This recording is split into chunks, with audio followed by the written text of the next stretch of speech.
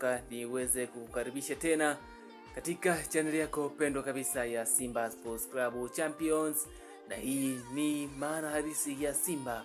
Kwa hiyo kama ni mara yako ya kwanza kutembelea channel hii, basi ujue hii ni channel yako pekee iliyochaguliwa na uongozi wa Simba kuwa channel yako pendwa kwa habari za michezo na burudani, na kubwa zaidi ni kuhusiana na klabu pamoja na mambo yote yanayoelekea au yanayohusiana na klabu yako pendwa ya Simba Sports Club. Bwana, taarifa njema ni kwamba Simba Sports Club kuelekea kwenye mchezo wa CAF Champions League dhidi ya Nsingizini FC, basi niseme ya kwamba Simba yuko kwenye wakati bora zaidi kuhakikisha anafuzu kwenda hatua hiyo inayofuata.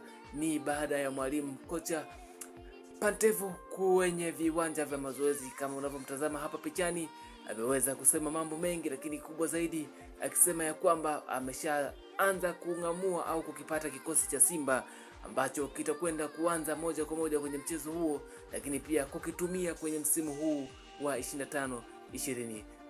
Kumbuka makocha wengi wamekuwa na changamoto ya kupata vikosi vyao vya kwanza kwenye mechi husika, lakini hii sio kwa Pantevo ambaye moja kwa moja ameweza kuingia kwenye kikosi Simba na kuweza kukipata kikosi ambacho anaamini kikosi hicho kitakuwa moja kwa moja cha ushindi kuelekea msimu huu. Hii ni baada ya mwalimu huyu kucheza mchezo wa kwanza wa mashindano haya huko nchini Eswatini na kushinda na katika kwenye mechi ya Simba dhidi ya Nsingizini FC. Kwa hiyo tarehe 26 basi moja kwa moja Simba atakwenda kucheza mchezo wa marudiano na